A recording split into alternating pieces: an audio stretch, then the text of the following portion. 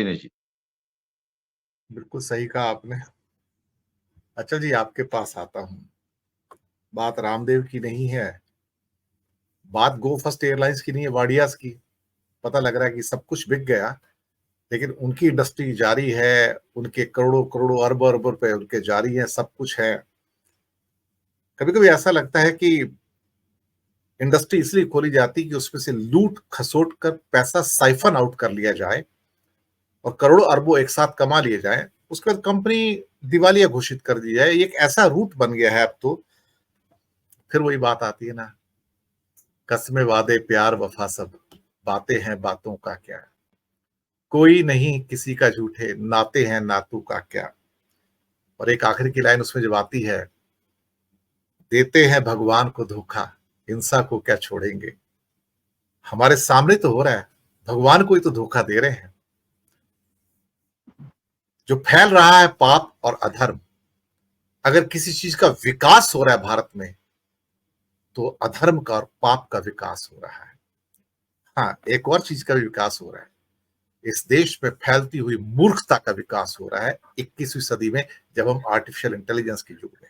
मैं आपकी टिप्पणी चाहूंगा, ईमानदारी गई तेल लेने। दिनेश जी, एक 10 सेकंड के लिए एक शेर मुझे याद आ गया, क्योंकि शेर का मामला ये होता है, निकल जाता है। रजत जी, आप भी सुनिएगा कि गर यही आलमे दयानत है तो कल का ताजिर।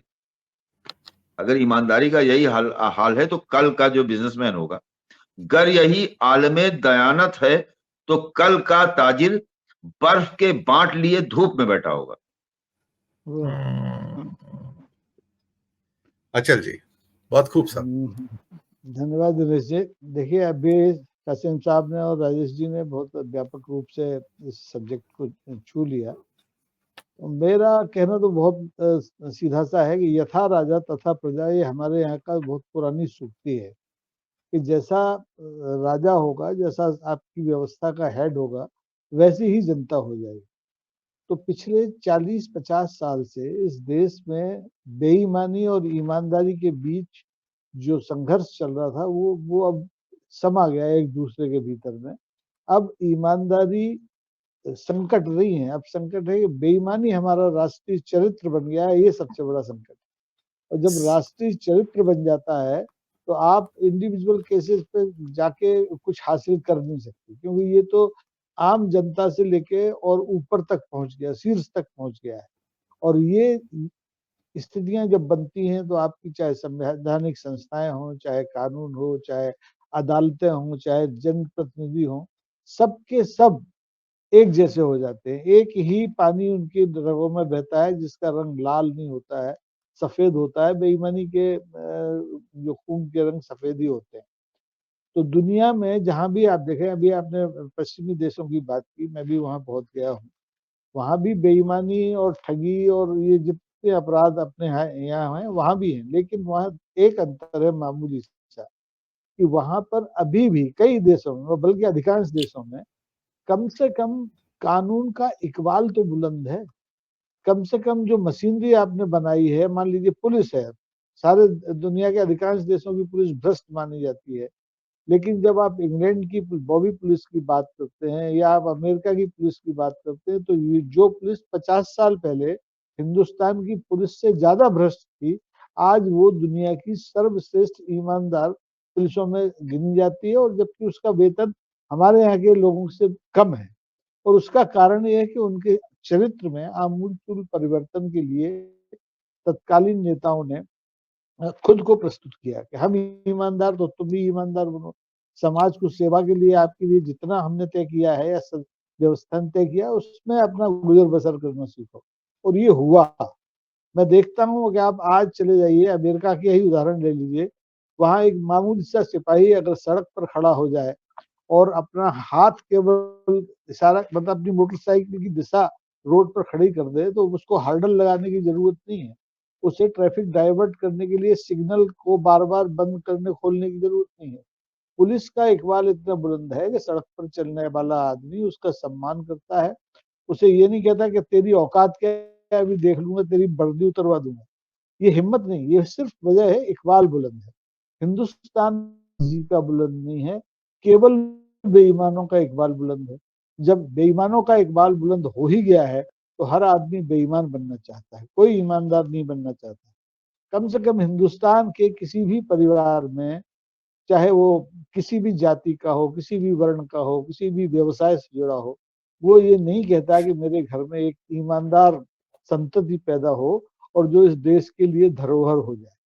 सब कहते हैं कि भैया पढ़ लिख लिए ऐसा जॉब ढूंढो जिसमें 2 के 4 हो जाएं, जैसा अभी गुजरात का आपने उदाहरण दिया कि 1 के 3 हो जाए। अब स्थिति ये हो गई कि व्यवसाय में बेईमानी की बात नहीं है, धर्म में बेईमानी की आपने बात की। गुजरात से सर्वाधिक धर्म प्रचारक जो प्रवचन देते हैं निकले और उनके अरबों के खरबों के उनके कारोबार है, अपने संग लेके वो पूरी दुनिया चलते हैं, दुकान चलते हैं, उनके टेंट होते हैं, उनका संगीत होता है, उनकी बिजली होती है। तो जब बेईमानी आपके रग रग में समा गई हो तो फिर ईमानदारी तो तेल लेने क्या बेचारे, वो तेल तो आपने एक अच्छा द्रव्य है, थोड़ा गाढ़ा होता है, उसको तो पीने के लिए पानी भी नहीं मिलेगा ईमानदारी को। तो ऐसी स्थिति में आज हम जहाँ पहुंच गए हैं वहां इकबाल बेईमानों का बुलंद है। आप देखिए स्वामी निश्चलानंद जी का वक्तव्य 2 दिन पहले उन्होंने कहा कि मैं धर्म गुरु हूँ, एक उस पीठ का 145वां पदाधिकारी हूँ जो आदि शंकराचार्य ने स्थापित की थी। और अयोध्या में प्राण प्रतिष्ठा होती है तो मुझे मुझे उसका जजमानी का अवसर नहीं जाता, तो मैं वहां क्या प्रधानमंत्री के हाथ जोड़ने के लिए जाऊंगा, ऐसे ऐसे हिला के हाथ खड़ा हो जाऊंगा? कि जो तेली का काम तमोलियों से चल रहा हो जिस देश में, उस देश में ईमानदारी की कल्पना करना ही गुनाह है। और इसको रोकने का मात्र एकमात्र तरीका यही है कि गंगा फिर से उल्टी बहे, शीर्ष से बहे। ऊपर से अगर ईमानदार नेता आएगा तो जनता भी ईमानदार हो जाएगी। जब आप भ्रष्टाचार ऊपर से कर रहे हैं, आप एक राज्य सरकार को एटीएम कहते हैं, ये कांग्रेस या किसी दूसरी पार्टी ने नहीं कहा, ये मैंने अपने 50 साल के करियर में पहली बार सुना कि कोई प्रधानमंत्री कहता है कि राज्य सरकार किसी पार्टी की एटीएम होती है। जब आपने एक व्यवस्था को एटीएम समझ लिया है, धन उगाहने की मशीन समझ लिया है, तो आप जनता से ईमानदारी की अपेक्षा कैसे कर सकते हैं? ईमानदार सिर्फ वही है जिसको कि बेईमानी का अवसर नहीं मिला। जो बेचारा फावड़ा लेके खड्डी खोदता है, जो ईंट बनाता है, जो पानी छिड़कता है बगीचे में, वो ईमानदार है। और उसकी ईमानदारी को लेकर के कभी कहीं कोई शंका होती नहीं, उस पर कोई उंगली नहीं उठती। उसको अदालत में अपने को ईमानदार साबित भी नहीं करना पड़ता। ईमानदार साबित करने का सबसे बड़ा दायित्व आज आप देखेंगे तो उन बेईमानों पर है जिनका जिक्र अभी कासिम साहब ने किया, राजेश भाई ने किया, कि जो आपने किया कि जो अरबों खरबों की राष्ट्रीय संपत्ति को लेकर के बेईमानी से और बेशर्मी से हड़प करके या तो देश के बाहर चले गए या देश में सत्ता के बगलगीर होकर बैठे हुए। जो आदमी एक पूरी पद्धति, आयुर्वेद पद्धति है, उसका ठेकेदार बन गया और उसने अभी जैसे आपने सोया का उदाहरण दिया, हमारे ग्वालियर चंबल से इसी कंपनी को यही बाबा आके तेल खरीदता था और वो कहता था मुझे 70 रुपए किलो तेल चाहिए और जब मैं बेचता हूँ तो 120। जब कुछ स्थानीय विक्रेताओं ने, जो तेल उत्पादक छोटी यूनिट्स थी, उनने मना कर दिया तो उनके यही ईडी सीबीआई के छापे पड़वा दिए बाबा ने। पूरे ग्वालियर चंबल में ये सरसों का बहुत बड़ा उत्पादक है हिंदुस्तान का ये हिस्सा, करा दिया उसने। और आज स्थिति है कि वो ठेके पर सरसों की खेती करा रहा है और मनमाने दाम पर सरसों खरीद रहा है और अपना कारोबार चला रहा है। तो इस राष्ट्रीय संकट से कैसे जूझें, इसके बारे में तो हम अभी सोच नहीं रहे। अभी हम सोच रहे हैं कि प्राण प्रतिष्ठा कैसे हो, मंदिर कैसे बने, सत्ता में वापस कैसे आए।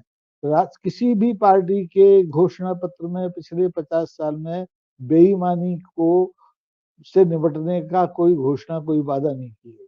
जिनने की थी वो आज तक काला धन वापस नहीं लाए।